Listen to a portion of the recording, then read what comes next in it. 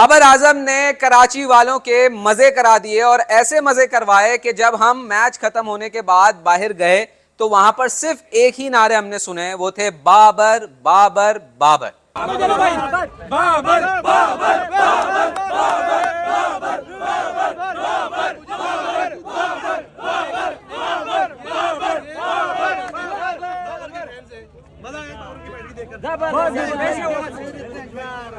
ये विराट कोहली का विराट कोहली के फैन है, बाबर आजम के भी है। क्यों भाई दोनों वर्ल्ड के नंबर 1 पर इंडिया वाला है, इंडिया के। अबे साले तू विराट कोहली को कहता है ये नहीं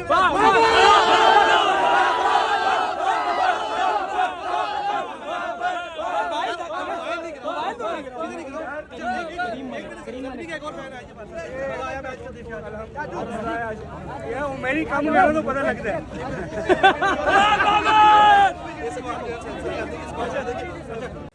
बाबर आजम ने कराची में सेंचुरी जड़ दी है और कराची बहुत ही फेवरेट वेन्यू लगता है उनके लिए, क्योंकि ये दूसरी सेंचुरी पीएसएल में उन्होंने कराची में की है। इससे पहले 2 ओडीआई की सेंचुरी कराची में की है, एक टेस्ट मैच में 196 कराची में किए हैं। Babar loves this venue and Babar loves batting for Peshawar Zalmi in Pakistan super league season 11 और अब तक बाबर आजम ऑन सॉन्ग रहे हैं, इसमें कोई डाउट नहीं है। आज कराची के क्राउड की जो है ना बड़ी तादाद में आया। सबसे पहले कराची के क्राउड की तारीफ करना बनती है। शॉर्ट नोटिस पर बड़ी तादाद में आना, इतने हिकअप्स हर्डल्स को अबूर करते हुए आना, सिक्योरिटी चेक्स को क्लियर करते हुए आना, एंड मौके पर टिकट खरीद कर आना, इन सारी बातों को अपलॉड करना हम सब की जिम्मेदारी है। और एक बड़ी तादाद में कराची वालों ने उन लोगों को जवाब दिया जो शायद ये एक्सपेक्ट कर रहे थे कि यार कितने लोग आ जाएंगे, 5,000, 7,000, 10,000, 12,000, यार बहुत हद मार ली 15,000 लोग आएंगे। लेकिन कराची आज ऑलमोस्ट फुल हाउस था, ऑलमोस्ट फुल हाउस। और 24 घंटे से भी कम टाइम में, मुझसे बेहतर शायद कोई नहीं जानता, सुबह 8 बजे से मैं मुसलसल कवरेज कर रहा हूं। सुबह 8 बजे से मैं गर्मी में फैंस को गाइड कर रहा हूं, फैंस के लिए वीडियोस बना रहा हूं, अपडेट्स कर रहा हूं। इट वाज ऑल बिकॉज मैं चाहता था कि कराची का स्टेडियम आज फिल हो और पूरे पाकिस्तान को यह मैसेज जाए कि कराची में अभी भी क्रिकेट की मोहब्बत बाकी है। हर्डल्स में सिक्योरिटी चेकअप्स, हर्डल्स में टिकट्स का लेट मिलना, हर्डल्स में 6 घंटे लाइनों में खड़े रहना, हर्डल्स में गर्मी में जो है ना लंबी कतार लगाकर इंतजार करना कि कब टीसीएस वाले आएंगे, कब टिकट्स की सेल स्टार्ट होगी, ये सारे हर्डल्स मौजूद थे। और इसके बाद गेट्स बंद हो जाते थे बार बार, जो प्रोसेस था वो रुक जाता था, सिस्टम जो था टीसीएस वालों का वो डाउन हो जाता था। लेकिन कराची वाले वहां पर खड़े रहे और ये इस बात को मेक श्योर किया कि वो स्टेडियम में जाएं। और जब वो गए तो फिर मौजें हुई उनकी कि बाबर आजम ने सेंचुरी मार दी। एक और चीज जो बहुत ज्यादा मैंने नोटिस की आज के मैच से पहले फैंस के हवाले से, वो ये थी, अगर 10 बंदों से मैं बात कर रहा था तो 8 बाबर आजम को देखने के लिए आए थे। अगले 10 से बात कर रहा था तो 7 बाबर आजम को देखने के लिए आए थे। उसके बाद 10 बंदों से बात कर रहा था, वो 10 के 10 बाबर आजम को देखने के लिए आए थे। बाबर की फॉलोइंग है, इसमें कोई डाउट नहीं। लेकिन लोगों से जब मैंने बात की तो उनका यह भी कहना है कि बाबर को इंटरनेशनल क्रिकेट में इस परफॉर्मेंस को रेप्लिकेट करने की जरूरत है। क्योंकि हम सब क्या चाहते हैं, पाकिस्तान सुपर लीग अच्छा हो, यहां से प्लेयर्स परफॉर्म करें और पाकिस्तान को इंटरनेशनल इवेंट जिताएं। और मैं तो ये चाहता हूं, मैं पर्सनली ये चाहता हूं कि पाकिस्तान इंडिया की तरह, हमारे दुश्मन है वो, और दुश्मन को मात ऐसे ही दी जाती है, उनको हराया जाता है और उसके बाद इवेंट्स जीते जाते हैं जैसे वो जीतते हैं। जो उनको कंपीट करने का एक प्रोसेस या कह लें एक तरीकेकार है, वो यही है कि हम उनको हराएं, हम उनको बताएं कि what is important for us. अब जनाब आते हैं मैच पर। इस्लामाबाद यूनाइटेड ने टॉस जीतकर बॉलिंग का फैसला किया। मोहम्मद हारिस आए बाबर आजम के साथ और मोहम्मद हारिस ने जबरदस्त स्टार्ट दिया। और मोहम्मद हारिस इस मरतबा शायद इतना ज्यादा हाईलाइट नहीं हो रहे, लेकिन वो छोटे छोटे कंट्रीब्यूशन शुरू में करके जा रहे हैं, which is good for him, which is good for Pakistan as well, because Pakistan ने मोहम्मद हारिस पर काफी इन्वेस्ट किया। उसके बाद जनाब कुशल मेंडिस आए। आज वो उस तरीके से बाबर आजम का लंबा साथ ना दे सके, लेकिन Babar Azam stood there, Babar Azam stood still there. Babar Azam scored a century, his second century in this season, his fourth in Pakistan Super League overall. He matched the record of Usman Khan for 4 centuries. बहुत सारे record stumble हुए आज बाबर आजम के लिए, तो उसके लिए applause Babar Azam को यहाँ पर फैंस ने दी। और आज असल मैच देखने का मज़ा आया। आज मज़ा आया कि जब चौका लग रहा था तो फैंस के शोर की आवाज़ आ रही थी, हमें आर्टिफिशियल आवाज़ नहीं सुननी पड़ रही थी लाइव स्ट्रीम पर। आज जब छक्का लग रहा था तो लोग अपनी सीट से खड़े होकर शाबाशी दे रहे थे, तालियां बजा रहे थे। ये चीज़ हम मिस कर रहे थे पाकिस्तान सुपर लीग में। आई होप लाहौर जब जाएं तो वहां पर भी इस तरीके की परफॉर्मेंसेस हों और इसी तरीके का क्राउड भी आए। लाहौर नेवर डिसअपॉइंट्स, लाहौर का क्राउड नेवर डिसअपॉइंट्स। वो आते हैं, वो चीयर करते हैं और वो अपनी टीम को, अपने प्लेयर्स को सपोर्ट करना जानते हैं। एक जो बुरी चीज़ है उनके लिए वो ये है कि उनकी अपनी टीम नहीं है। कल मैच है हैदराबाद वर्सेस मुल्तान सुल्तान्स, लाहौर की टीम नहीं है, लेकिन मुझे उम्मीद है कि जब बाबर आजम जाएंगे तो लाहौर का क्राउड बड़ी तादाद में आएगा। इनफैक्ट तीनों मैचेस जो हैं वहाँ पर इंक्लूडिंग फाइनल वो हाउस पैक्ड होंगे।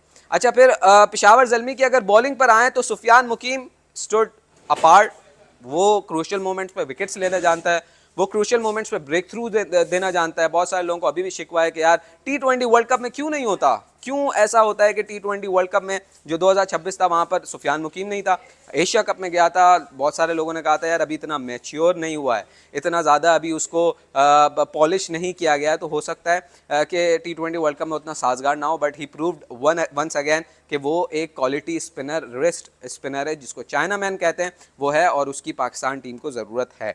उसके बाद अली रज़ा ने उनके लिए बड़ी ज़बरदस्त परफॉर्मेंसेस दी। फिर इफ्तिखार ने थ्रू आउट उनके लिए बड़ा अच्छा परफॉर्म किया है through out this tournament with the ball. फिर जो है वो बाबर आजम की कप्तानी की भी तारीफ़ करनी पड़ेगी, जिस तरीके से वो शफल करते रहे। और इस्लामाबाद यूनाइटेड आज कहीं भी नज़र नहीं आया।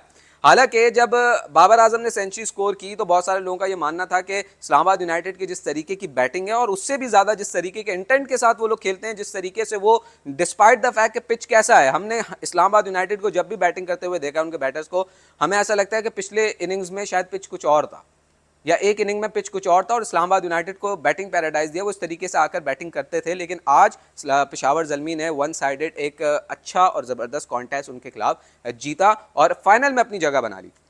अब बाबर आजम की नज़रें होंगी टाइटल पर और बाबर आजम को बाबर आजम एंड कंपनी को एक लंबा रेस्ट मिला। आज मंगल है, बुध जुमेरात जुम्मा हफ्ता, बुध जुमेरात जुम्मा हफ्ता 4 दिन का रेस्ट है और 5वें दिन उनका संडे को फाइनल है लाहौर में।